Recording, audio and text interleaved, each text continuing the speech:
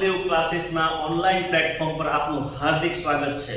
આજે આપણે જોવા જઈ રહ્યા છે ધોરણ 9 ગણિતનું ચેપ્ટર 1 સંખ્યા પદ્ધતિ। આ ઓનલાઈન સિરીઝની અંદર આપણે ગણિતના લગભગ દરેક પ્રકરણોને આવરી લેવાના છીએ અને આશા છે કે એ તમને ગમશે અને તમને ભણવામાં હેલ્પફુલ થશે। લેટ્સ સ્ટાર્ટ ચેપ્ટર 1 સંખ્યા પદ્ધતિ। ચાલો મિત્રો, આપણે ચેપ્ટરની શરૂઆત કરીએ પહેલા થોડુંક યાદ કરી લઈએ જે આગળના ધોરણમાં આપણે ભણીને આવ્યા છીએ। જેમ કે તમે સંખ્યાઓ ભણ્યા છે પહેલા પ્રાકૃતિક સંખ્યા। પ્રાકૃતિક સંખ્યા આપણે કહીએ છીએ નેચરલ નંબર્સ, એટલે એને n દ્વારા દર્શાવવામાં આવે છે।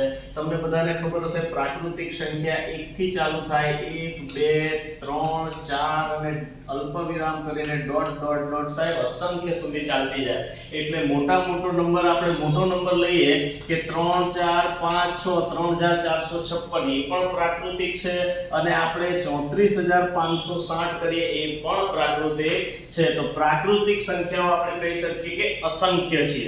ત્યાર પછી આપણે જે ભણ્યા છે તે પૂર્ણ સંખ્યાઓ। પૂર્ણ સંખ્યાને આપણે કહેતા હતા હોલ નંબર્સ, એટલે એને w દ્વારા દર્શાવવામાં આવે છે। હોલ નંબર્સ ક્યાંથી શરૂ થતા હતા? તો સાહેબ 0 ની શોધ થઈ, પછી 0 1 2 3 4 અલ્પવિરામ ડોટ ડોટ ડોટ આમ કરીને અસંખ્ય સુધી શરૂ થતા જાય, એને કહેવાય પૂર્ણ સંખ્યાઓ। હવે તમે સમજો કે સૌથી નાની પ્રાકૃતિક સંખ્યા આપણને પૂછે 1, સૌથી નાની પૂર્ણ સંખ્યા પૂછે તો 0। તમે પ્રાકૃતિક સંખ્યા ભણ્યા, પૂર્ણ સંખ્યા ભણ્યા, ત્યાર પછી એક સરસ મજાની સંખ્યા આવી, એને આપણે કહીએ છીએ પૂર્ણાંક। પૂર્ણાંક સંખ્યાઓ જેને આપણે સિમ્બોલ z દ્વારા દર્શાવતા હતા, ઇંગ્લિશમાં એને કહેતો ઇન્ટીજર્સ કહેવાય। એમાં શેનો સમાવેશ થયો સાહેબ?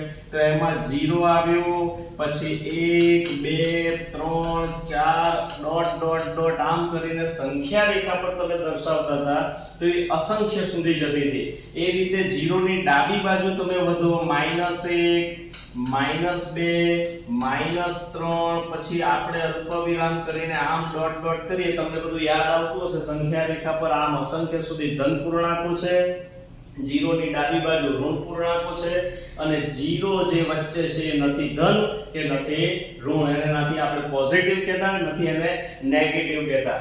એમ પૂર્ણાંક સંખ્યાઓમાં 3 પ્રકારના પૂર્ણાંકો આવે છે। એક શૂન્ય પૂર્ણાંક છે, એક ધન પૂર્ણાંક છે અને એક છે તે કયા કહેવાય? આને ઋણ પૂર્ણાંકો। વેરી ગુડ, તમે ખૂબ હોશિયાર છો।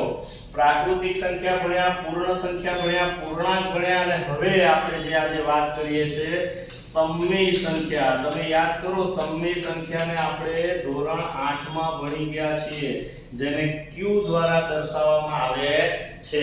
સમમેય સંખ્યા કોને કહેવાય? તો એવું હતું કે જે સંખ્યાને p ના છેદમાં q સ્વરૂપમાં દર્શાવી શકાય, જ્યાં p અને q પૂર્ણાંક છે, but q does not equal to 0, એટલે કે q જે છે તે શૂન્યેતર પૂર્ણાંક છે। આવી સંખ્યાઓને આપણે સમમેય સંખ્યા કહીએ છીએ। હવે સાહેબ p અને q પૂર્ણાંક છે એનો મતલબ શું? તો કે આ p અને q છે તે ઉપરના પૂર્ણાંક સંખ્યાઓમાંથી કોઈ પણ હોઈ શકે, પણ q છે આ નીચે q does not equal to 0, એ ક્યારેય 0 હોતો નથી। આવી જે સંખ્યાઓ મળે એને કહીએ છીએ સમમેય સંખ્યા। ઉદાહરણ તરીકે આપણે 8મા ધોરણમાં ભણ્યા છે 2/3, તો અહીંયા p શું છે? 2 છે, q શું છે? 3 છે, તો 2/3 સ્વરૂપે p ના છેદમાં q સ્વરૂપે લખાય, એટલે સાહેબ આને સમમેય સંખ્યા કહેવાય। એવી રીતે આપણે લખીએ -3/7, તો હા, ઉપરનો p છે તે ઋણ પૂર્ણાંક છે, નીચે q છે તે 7 છે, તો આને સમમેય સંખ્યા કહી શકાય। એવી રીતે શૂન્ય લખું, શૂન્ય, તો શૂન્ય પણ પૂર્ણાંક છે સાહેબ, આના છેદમાં તમે 1 લખી શકો, એટલે શૂન્યને પણ પૂર્ણાંક સંખ્યા અને સમમેય સંખ્યા તરીકે ઓળખી શકાય। આની સાથે સાથે તમે આ ઉપરવાળી સંખ્યાઓની વાત કરો, ખાલી 2 લખી દો, 2 તો 2 ને પણ સમય સંખ્યા કહી શકાય કારણ કે એના છેદમાં પણ તમે 1 લખી શકો. આમ તમે ધ્યાનથી જુઓ તો પ્રાકૃતિક સંખ્યાઓ પણ સમય છે, દરેક પૂર્ણ સંખ્યાઓ પણ સમય છે અને દરેક પૂર્ણાંક સંખ્યાઓ પણ સમય છે. મતલબ આ ઉપરની બધી સંખ્યાઓ છે ને એનો સમાવેશ સમય સંખ્યામાં તો થઈ જાય. હવે તમે અહીંયા એક એક માર્ક્સના સવાલો આમાંથી ઘણા નીકળી શકે, ઘણા વિદ્યાર્થીઓને કન્ફ્યુઝ થાય સમજવામાં. તો આપણે અહીંયા ધ્યાનથી સમજીએ. પહેલા પ્રાકૃતિક સંખ્યાઓ છે. હવે પ્રાકૃતિક સંખ્યાઓનો સમાવેશ થઈ ગયો છે પૂર્ણ સંખ્યાઓમાં. હવે આ બંને પ્રકારની સંખ્યા પ્રાકૃતિક સંખ્યા અને પૂર્ણ સંખ્યા એ બંનેનો સમાવેશ થઈ ગયો છે પૂર્ણાંક સંખ્યાઓમાં. પ્રાકૃતિક, પૂર્ણ, પૂર્ણાંક આ બધી જ પ્રકારની સંખ્યાઓનો સમાવેશ થઈ ગયો છે સમય સંખ્યામાં. પણ આપણે તો 9મા ધોરણમાં આનાથી આગળ પણ કંઈક ભણવાનું છે અને એ છે અસમય સંખ્યાઓ. લેટ્સ સ્ટાર્ટ અસમય સંખ્યાઓ.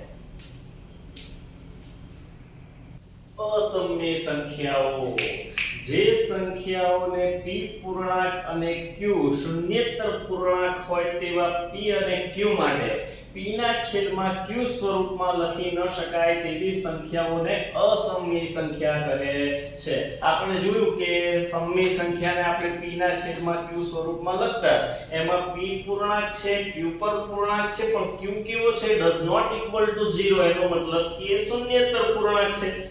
તો એવા સ્વરૂપે જો આપણે સંખ્યાઓને ના લખી શકીએ તો એને કહેવાય છે અસમય સંખ્યાઓ. પછી બીજી રીતે કહીએ તો જે સંખ્યાઓ સમય નથી તે બધી અસમય છે. પછી જે સંખ્યાનું દશાંશ સ્વરૂપ અનંત અનાવૃત હોય, આ અનંત અનાવૃત એટલે કેવું એના વિશે હમણાં આપણે થોડી વાર પછી ચર્ચા કરીશું અથવા તો બીજા લેક્ચરમાં ચર્ચા કરીશું. તેવી સંખ્યાઓને અસમય સંખ્યા કહે છે. હવે તમે અહીંયા જુઓ મેં કેટલીક અસમય સંખ્યાના ઉદાહરણ લખ્યા છે. વર્ગમૂળમાં 2, વર્ગમૂળમાં 7, વર્ગમૂળમાં 3/5, પછી પાઈ એક અસમય સંખ્યા છે. પછી વર્ગમૂળમાં 11. આવી તો ઘણી બધી અસમય સંખ્યાઓ નીકળી શકે. પણ તમે ઓબ્ઝર્વ કરો તો આપણને ખબર પડે કે આ જે વર્ગમૂળમાં બધા લખેલા છે અંકો એ કોઈનું વર્ગમૂળ નીકળતું નથી. એટલે સામાન્ય રીતે તમારે અસમય સંખ્યા શોધવી હોય તો આ વર્ગમૂળની અંદર તમે જ્યારે પણ સંખ્યા લખો જો એનું વર્ગમૂળ ના નીકળે તો સમજી જવું કે અસમય સંખ્યા છે. હવે આ સંખ્યાને ધ્યાનથી જુઓ. તમને દેખાય કે જાણે p ના છેદમાં q લખ્યું છે પણ p ના છેદમાં q માં p ની શરત શું છે?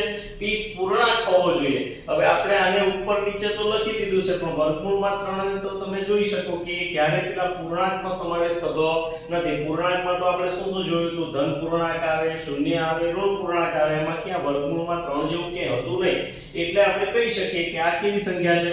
અસમય સંખ્યા. હવે હમણાં આપણે વાત કરી કે અનંત અનાવૃત દશાંશ સ્વરૂપ હોય તો જો મેં આ દશાંશ સ્વરૂપની સંખ્યા લખેલી અહીંયા તમે જુઓ 0.01 પછી 001 પછી 0001 તમે જોઈ શકો છો દરેક વખતે એક શૂન્ય વધતું જાય છે.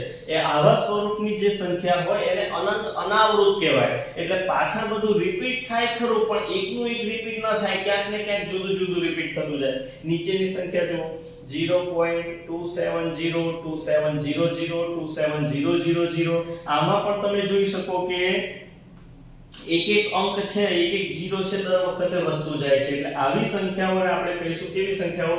અસમય સંખ્યાઓ. હવે નેક્સ્ટ વિડિયોની અંદર આપણે સ્વાધ્યાય 1.1 ના દાખલાઓની ચર્ચા કરીશું અને જ્યારે 1.3 કરીશું ત્યારે આ વસ્તુને આપણે ફરીથી પાકી કરવા પ્રયત્ન કરીશું. Thank you very much.